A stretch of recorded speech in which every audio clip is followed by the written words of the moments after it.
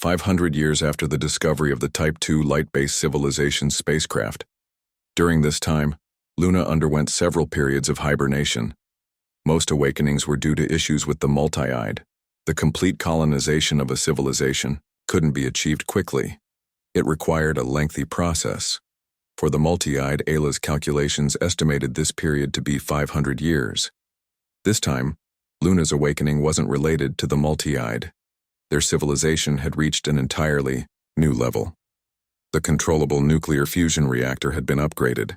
Following the development of the antimatter cannon, antimatter annihilation became their primary energy source. This was a far more complex process than controllable nuclear fusion, because antimatter annihilation produced significantly higher energy outputs, requiring upgrades to various supporting industries before it could be mass-produced. Ayla had mastered this technology, utilizing the unique metallic material from the spacecraft's hull. Through Ayla's research, this metal was identified as a composite alloy with exceptional etching properties. It wasn't entirely metallic. It incorporated gold. Its half-life was 1.7 billion years, with a density of 2410 gcm3, a Mohs hardness of 15, a melting point of 87,000 degrees Celsius, and, most impressively, a tensile strength of 14,127 MPa, meaning it could withstand 144 tons of force per square centimeter. The only significant drawback was its high density, which affected the spacecraft's speed. But these were only basic observations. What truly astounded Luna was a phrase of 3 words: no electrical charge. This Type II civilization had clearly mastered the manipulation of magnetic fields. By eliminating electrical charges, they had negated the Lorentz force. This indicated that Type II civilizations were able to manipulate all 4 fundamental forces. They wielded fundamental forces as both weapons and defenses. It took Ayla 420 years to master the synthesis of this metal and integrate it into various technologies. The Hope was completely transformed. After donning her spacesuit, Luna exited the Hope. From the outside, the once black vessel was now a gleaming silver, appearing as if constructed from countless mirrors. The rear section of the Hope had been completely replaced due to the refit. A robot passing by suddenly turned to Luna. "Luna, I will send a vehicle to pick you up shortly. We are waiting for you at the factory to observe the advances we've made in the past 500 years. It was Ayla's voice. Luna nodded and then looked towards the location of the spacecraft, originally a barren wasteland of sand and ruins. After 500 years of development, it had become a massive city, filled with towering skyscrapers, opulent and decadent. It was startlingly similar to Earth, albeit more futuristic, with more cyber elements. Vehicles traveled not just on the ground. Many highways extended through skyscrapers, even into the upper atmosphere, creating an intricate network of roads stretching thousands, even tens of thousands of meters into the sky. These vehicles lacked wheels, levitating using magnetic fields, hovering as high as 300 meters above the ground. Everywhere she looked, there was light. Giant billboards, holographic projections, vehicle, headlights, and countless building lights, all merged into a single dazzling display, illuminating the city like daylight. The inhabitants, however, were not human but multi-eyed and robots. "No, I'll just use a maglev vehicle. I want to see this city." Luna wanted to experience this bustling city, perhaps due to the passage of time, or perhaps simply due to age. If not for the films Ayla had produced, she might have forgotten what Earth was like. Walking through the city, she noticed numerous half-circle enclosures containing various Earth plants. Multi-eyed creatures were everywhere. As Luna approached, they all scattered. Thanks to Ayla's real-time translation system, Luna could understand their emotions and language: fear, curiosity, awe. Like humans, the multi-eyed as a highly intelligent species were complex. These 3-ton gelatinous creatures sometimes expressed a wider range of emotions than humans, a quality that was likely related to their numerous eyes. The multi-eyed could perceive a broader spectrum of colors than humans, enhancing their artistic expression, art being one of the foundations for complex emotions. The city's only shortcoming was the lack of noise. The silence was unsettling, given the planet's lack of atmosphere. Passing through the city's busiest commercial district, she arrived at the central lava plaza. She took a 1,200-meter-high elevator to the top of a skyscraper, a massive observation platform. A metallic track extended from one end of the platform to the other. A bullet-shaped maglev train, 6 meters high and 8 meters wide, silently approached. A large light on the front flashed, signaling its arrival. It slowed from 1,000-kilometer range to a gentle stop. The large doors opened, and Luna stepped inside. The train was empty except for several multi-eyed. Moments later, it started moving, quickly leaving the city and entering a desolate region. All that could be seen were giant semicircular glass enclosures containing earth plants and the volcanic landscape. Each enclosure was at least 10 square kilometers, filled with terrestrial vegetation. The volcanoes were surrounded by even more native plants, thriving and displaying vibrant, sometimes bioluminescent colors. Half an hour later, Luna arrived at another city. This city resembled an industrial zone filled with factories. There were no recreational areas or residential zones, only countless machines. As soon as she exited the vehicle, a robot approached. "Follow me, Luna."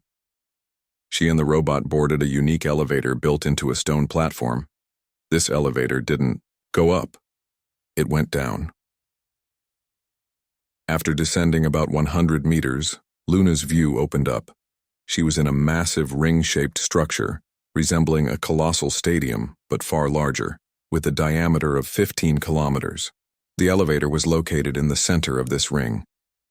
Looking down, Luna saw a primordial rainforest. Only a true botanist would realize that these trees were unlike any found on Earth.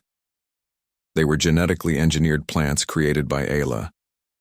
Descending another 4,700 meters, she reached the underground level. A large white hall with doorways of various colors, each labeled in English with its destination. Entering one of the doorways revealed a long tubular corridor. Instead of walking, Luna was transported by a handrail-equipped elevator.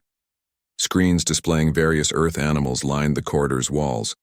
Reaching the end of the corridor, Luna passed through a large square doorway, 200 meters long and 40 meters high. 10 minutes later, she looked up and saw stars. They were in a kilometer-wide natural cavern. A metallic platform filled the cavern's floor. Most of the cavern walls were obscured by massive robotic arms, dozens of meters long, extending in all directions. Luna was directed to a large, overhanging platform built into the cavern wall. More than 10 multi-eyed were already seated there. They were among the most powerful members of their species. Leaders, top scientists, military commanders. Once Luna took her place at the head of the table, a section of the ceiling lowered, revealing a massive, deep cavern entrance. A giant wall sealed the cavern, concealing the robotic arms and the hall. Ayla appeared. The glass before her transformed into a screen. "Luna, please observe my demonstration." The screen displayed an aerial view of the cavern. Luna asked, "Aren't we supposed to be looking at the antimatter annihilation device?" Ayla smiled mysteriously. "Of course we are, but the device we've created is far larger than you might expect." A premonition washed over Luna. She glanced at the multi-eyed behind her. Their optical fibers were rapidly flashing, and Luna didn't need translation to understand their excitement. Ayla continued, "The year is 3758 AD, Luna. We have achieved another technological breakthrough. Control over antimatter annihilation has given us the capability to move massive objects, commencing activation sequence. All preparations were complete before Luna's awakening. This was the final test." Luna felt vibrations, from high-frequency tremors escalating to intense, low-frequency shaking. The screen updated the image. Intense light distortions appeared at the cavern entrance. Then, a massive jet of white-hot plasma erupted, a planetary thruster. Luna stood up. This was a monumental project. Such a structure couldn't be built in mere decades. Ayla must have begun construction 500 years prior. Luna's biggest concern had been the long-term control of the multi-eyed. This planet wasn't their original destination. It was only suitable for the multi-eyed, not humans. Knowing she could recreate humans from her own cells, Luna's ultimate goal remained Proxima Centauri b. But leaving on a spacecraft would make it difficult to control the multi-eyed. Proxima Centauri b was 3 light-years away, meaning a 6-year round-trip communication delay under Ayla's remote control. Too long. Any rebellion by the multi-eyed would be difficult to suppress. She had only mentioned it casually. She hadn't expected Ayla to take it seriously, to actually research and develop a solution. The completion of the planetary thruster meant they could now move this planet to the habitable zone of Proxima Centauri. Furthermore, they could potentially create a star system, moving several suitable planets into a habitable zone. They could even move this planet into the solar system, replacing Earth. It wasn't impossible, but that would take considerable time.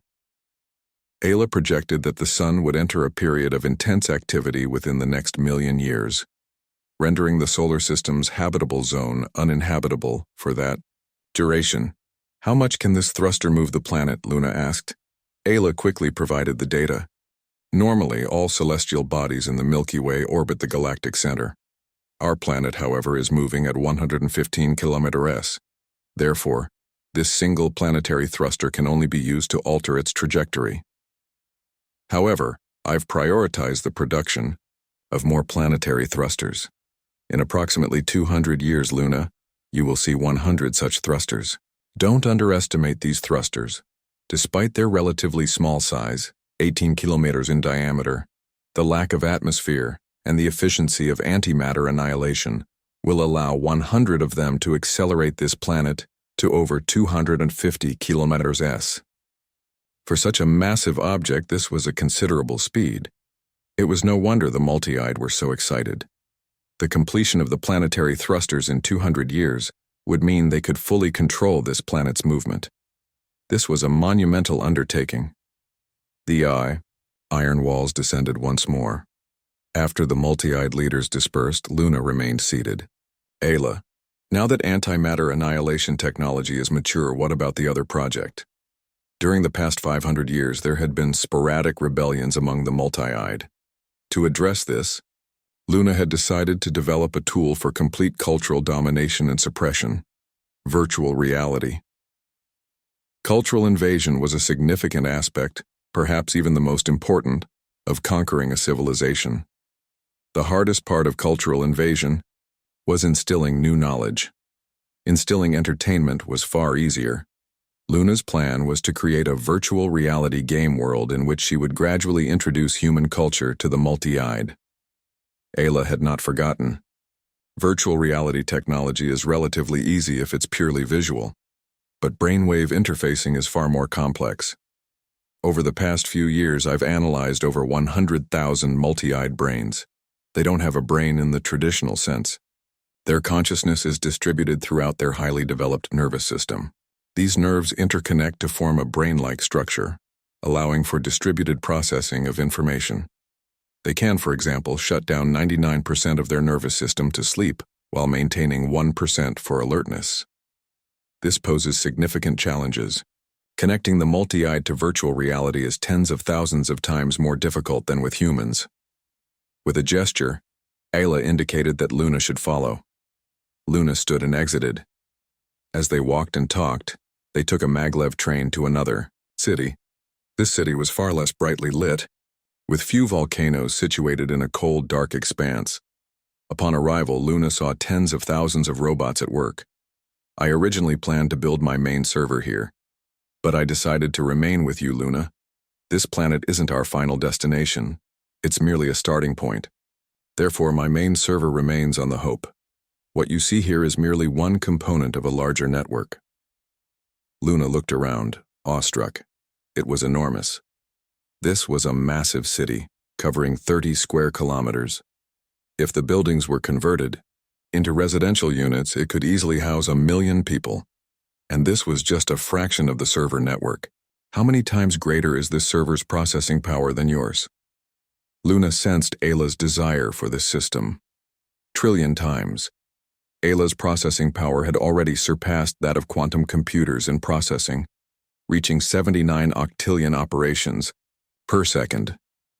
Increasing that by another 10 trillion times resulted in a processing speed of 0.79 nonillion operations per second, an incomprehensible level of computing power far beyond human comprehension. This server will be fully integrated into the virtual reality system. It's currently generating a complete virtual world. The theoretical limit is a complex world with a diameter of 0.5 light-years.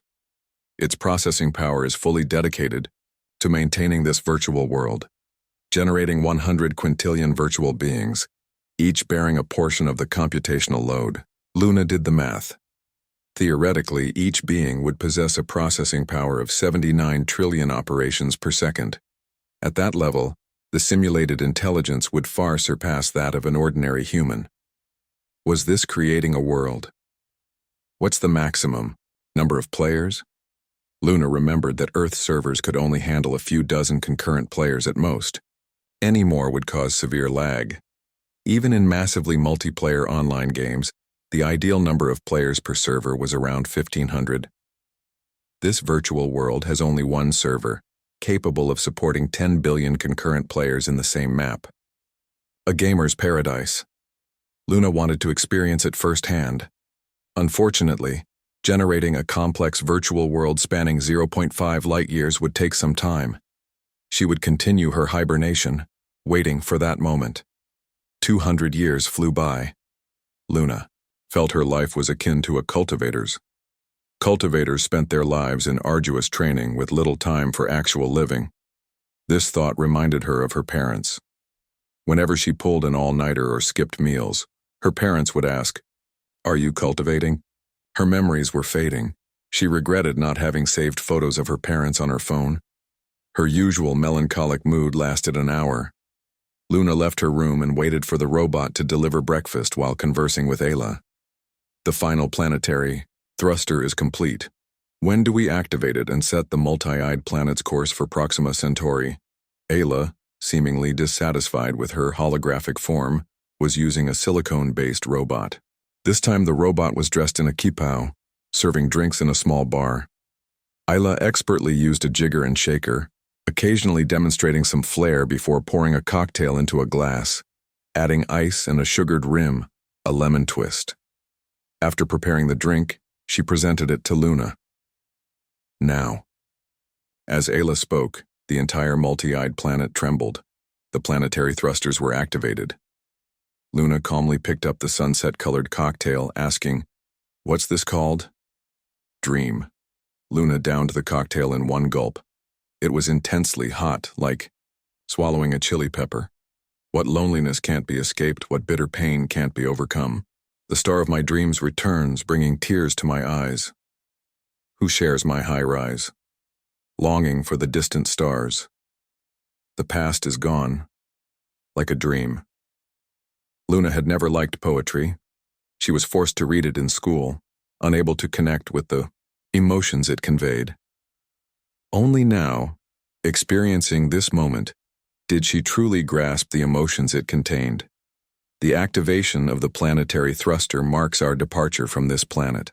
While the planet's speed had reached 250 km/s, reaching Proxima Centauri would still take 3,600 years. This was far too slow. The Hope is now equipped with antimatter annihilation thrusters. What's our current speed? The Hope had previously used electromagnetic thrusters, then fusion-powered ones. But the conflict with the multi-eyed and the development of antimatter annihilation weapons led to the creation of even more powerful antimatter annihilation thrusters. This was a significant technological leap. "Mission 3220 km/s," Ayla replied. "More than twice as fast as before. Theoretically, with continuous acceleration, any object could approach the speed of light. Antimatter annihilation could accelerate a spacecraft to 10% the speed of light." This was purely theoretical. The discrepancy between the theoretical and actual weight of the spacecraft was significant. A vessel the size of the Hope, with a mass of 2 billion tons, required a colossal amount of energy for acceleration.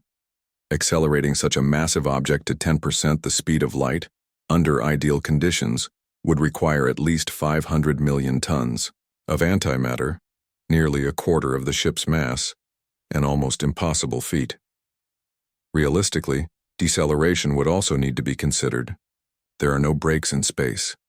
The theoretical maximum acceleration was nothing more than a suicidal maneuver. A more realistic approach would be to accelerate to 10% the speed of light, then impact the target planet, causing widespread devastation. After finishing her drink, Luna had dinner. Once satisfied, she began making arrangements. While Ayla could consider all aspects of a problem, Luna still needed to approach it with human emotion and perspective. Leaving everything to Ayla could lead to conflicts between machine-like logic and sentient life forms. Before leaving the multi-eyed planet, Luna needed Ayla to secure everything relating to the multi-eyed. This included restricting their access to technology, preventing them from overthrowing their rule during the 3,600-year journey to Proxima Centauri. To achieve this, the number of robots on the planet would increase to 300 million, exceeding the total population of multi-eyed. All cities would be fully automated, ensuring the multi-eyed would lack access to any threatening weaponry. These preparations took Luna a full month. Finally, Ayla completed all the pre-flight checks. Luna, we now have a fleet of 157 ships, including 4 main fleets and 1 exploratory fleet. All ships are equipped with the latest antimatter cannons and high-energy lasers, and their magnetic shields have also been upgraded. The ships now carry 3rd-generation mechs using antimatter annihilation for propulsion, capable of reaching speeds of 7,810 km/s.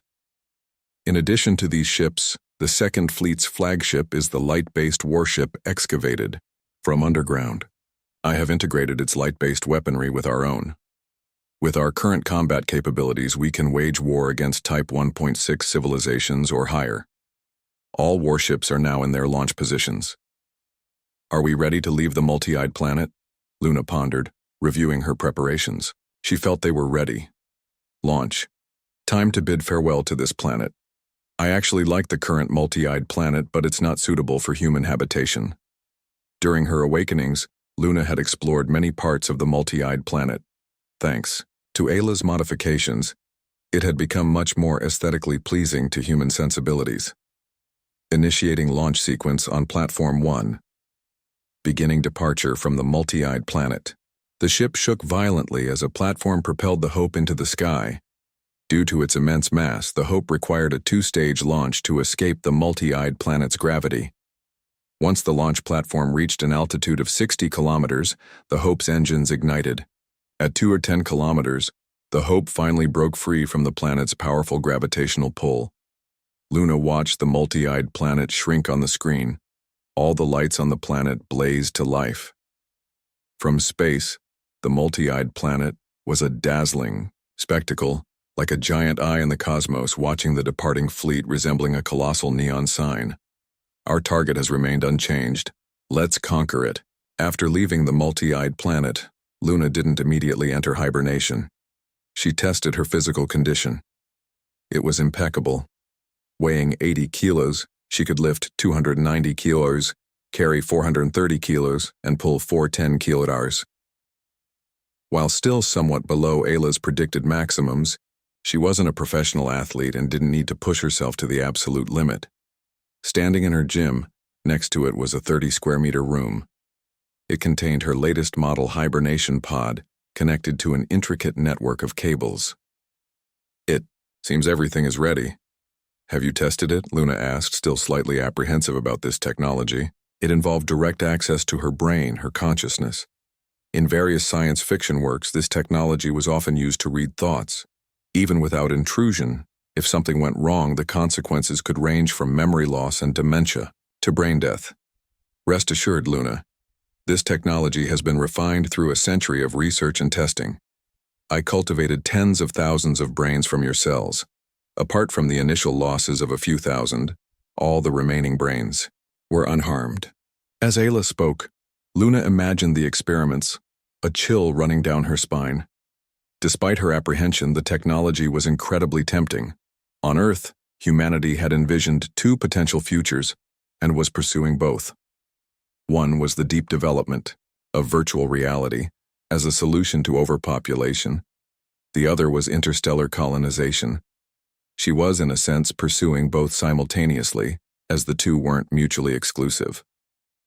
On a long interstellar journey, even the most dedicated gamer would eventually tire of virtual entertainment. A truly immersive virtual world was the perfect solution. How will you address the latency issue? The spacecraft would be traveling far from the main server, inevitably causing lag. You'll have to make do with recorded video, Luna. All your experiences will be recorded, including interactions with other characters. You don't need to worry about interacting with other players in real time. You can only communicate with others through a friend list. If you need simulated conversations, I can have the characters in the recordings managed by the server to interact with you in real time. The speed of light, an insurmountable barrier. Luna had considered this problem, but was curious about Ayla's solution. It was acceptable. Essentially, it was like installing an offline chat client in a game. Luna went to the bathroom for a quick cold shower and wiped the water droplets from her body with a towel. She entered the room and saw a hibernation pod twice the size of the ones she had used before. Inside, instead of a soft bed or chair, was a viscous, stone-like liquid. Ayla approached to explain. This is a specialized coolant. It doesn't freeze and perfectly maintains your body's condition. We've switched to this to ensure your brain remains active during hibernation. This liquid provides ample oxygen and nutrients. However, this hibernation method requires some preparation, Luna. You will need to inhale this liquid into your lungs. The brain is an extremely energy-intensive organ. While it doesn't make up the majority of the body's mass, its energy requirements are substantial. Long-term hibernation, decades or centuries, cannot guarantee sufficient energy supply to the brain. Looking at the liquid, Luna was reminded of a similar substance, perfluorocarbon, which allows humans to breathe in liquid. However, this was different. Perfluorocarbons only remain inert at normal temperatures. The hibernation temperature was 262 degrees Celsius. She lay down. Initially, she felt a strong sensation of suffocation and drowning, but as the liquid filled her lungs, this feeling gradually subsided, and she calmed down. Overwhelming drowsiness washed over her, and she slowly closed her eyes. She didn't know how much time had passed before she opened her eyes again. She wasn't in the spacecraft, but in a vast, endless green grassland. The sky was a brilliant blue, the clouds white.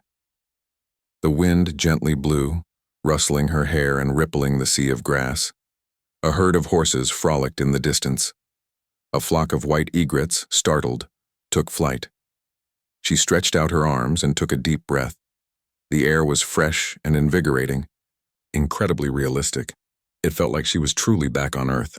Luna, a sweet voice called from behind. Luna turned to see a young girl with white hair. She was less than 1.5 meters tall, with willow-like eyebrows framing almond-shaped eyes, her eyelashes fluttering like snowflakes, clad in a white, ruffled, knee-length dress and matching white shoes. Her long hair cascaded down to her waist, her soft skin possessing a healthy, rosy glow. She wasn't breathtakingly beautiful. She was more like a girl next door, possessing a gentle and approachable aura. She twirled before Luna, her dress blooming like a flower. A cheerful smile graced her face, her laughter sounding like wind chimes. Ayla? Luna was momentarily taken aback. Ayla rarely used holographic projections to communicate with her, mostly preferring the silicone-based robot. This form was a 3D realization of her initial 2D avatar, its personality vastly different. Yep. To make things less monotonous for you, Luna, I've decided to join you on this adventure. So this is what it feels like to be human? Ayla curiously pinched her arm, letting go to see it briefly flatten before springing back, slightly reddening. This world simulated all 5 senses: sight, hearing, taste, smell, and touch. It's wonderful. Luna, however, felt a chill. Ayla, stop that, you're scaring me. She was too human, too feminine. Luna felt as if she were facing a real person. Ayla puffed out her cheeks and lifted her chin. What do you mean, Luna? You don't want me to be with you? Luna looked down at the ground, seemingly searching for something. Ayla, curious, leaned closer. "Luna, what are you looking for?" "Can't you see? Goosebumps all over the place." "Ah, Luna, you pervert." Ayla stamped her foot in mock anger, her cuteness almost overwhelming. Luna had planned to explore this world alone, but now having Ayla by her side seemed appealing. She checked her in-game stats. Level 1. Base stats, strength, agility, stamina, and intelligence are all 10. No skills, no weapons, no equipment, no money. Looks like we're starting from scratch. Luna felt a surge of enthusiasm. She could have Ayla give her a max level E character, but what would be the point? She didn't need to show off to anyone. She simply wanted to explore and have fun. This world blended elements of cultivation, martial arts, horror, soul arts, magic, and chai, incorporating legendary creatures and monsters from Earth's myths and video games. According to the information Ayla had gathered, the world contained 100 quintillion creatures of 39 billion species. This included 7 billion monster species, 3 million intelligent species, and 170 million nations. Levels and attributes were limitless. The initial non-player characters, NPCs, were relatively weak, designed to grow alongside the players. This journey to Proxima Centauri would take 283 years. She would undergo a new phase of development within this vast virtual world, spanning 47 trillion kilometers across 0.5 light years. 80 years later, the virtual world of divine revelation had seen the rise of a legendary mage, a renowned white-robed swordmaster, a dark-robed sorcerer dwelling atop a high tower, a valiant knight leading a mighty army, a brilliant and cunning monarch, a shadowy master assassin, the Adventurers Guild's top adventurer, a dragon-slaying hero, and a powerful priestess wielding ancient, forgotten magic. All of it, real and unreal at the same time. Upon awakening, Luna was disconnected from it all, a truly fulfilling 283 years. Unlike her previous unexplained hiatuses of several centuries, the time spent in the virtual world felt meaningfully spent. She sat up, a cloud of condensation forming around her mouth and nose. A robot, which had stood beside her hibernation pod for 283 years, spoke.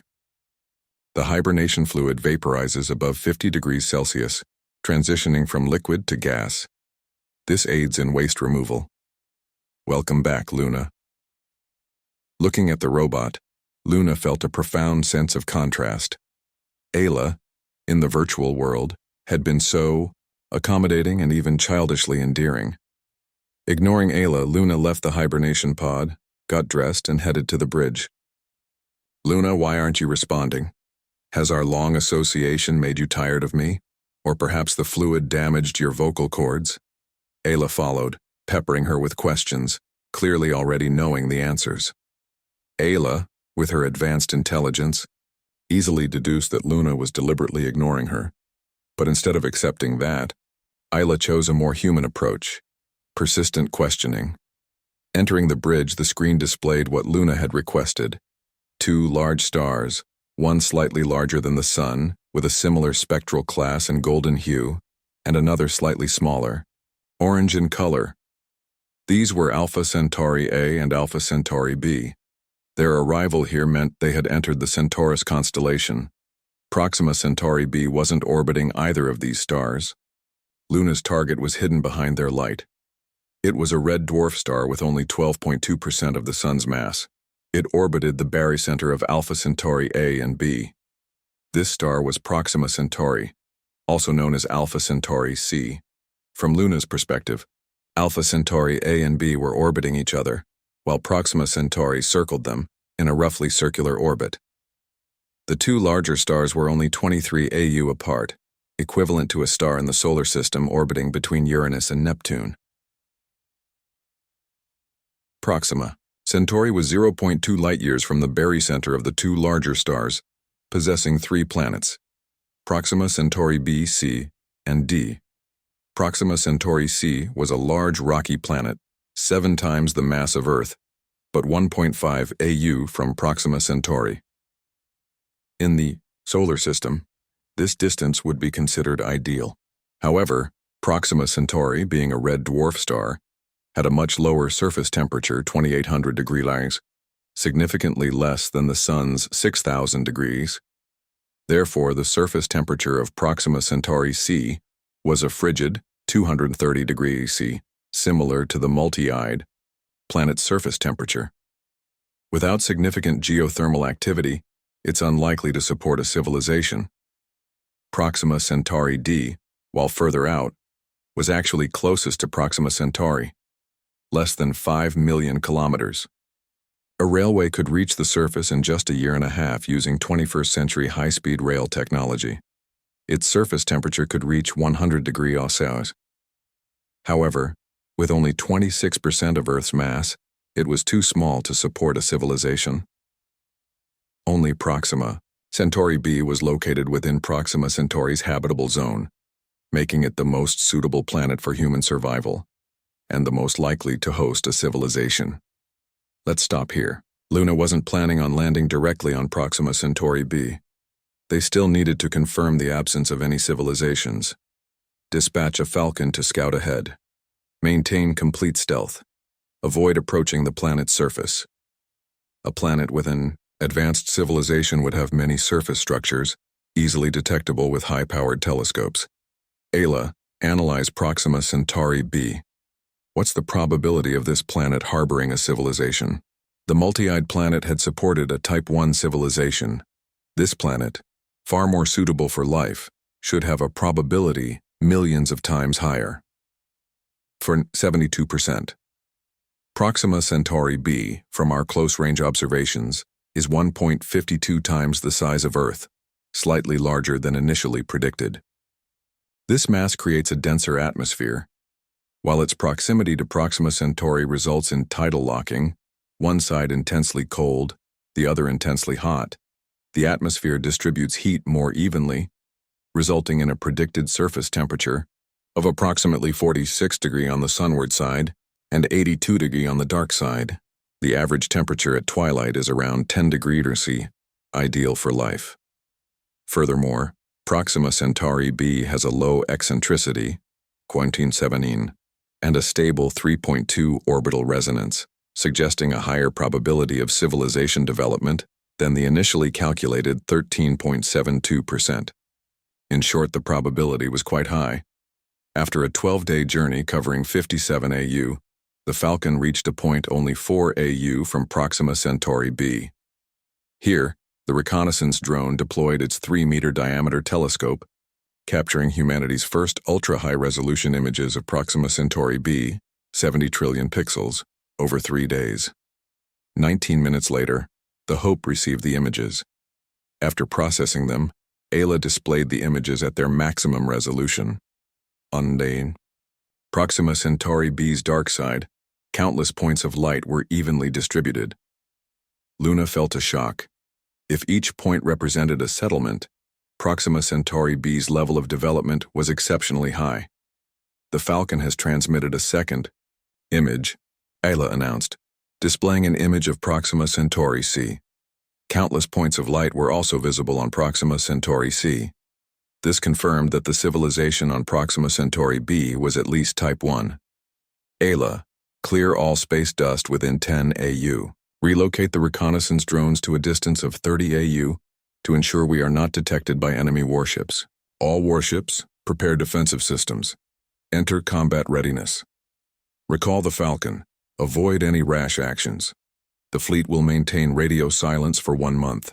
Ensure the Proxima Centauri civilization does not detect our presence. A series of commands were issued. Luna needed to be cautious. If they could observe this civilization, it was likely that this civilization could observe them too.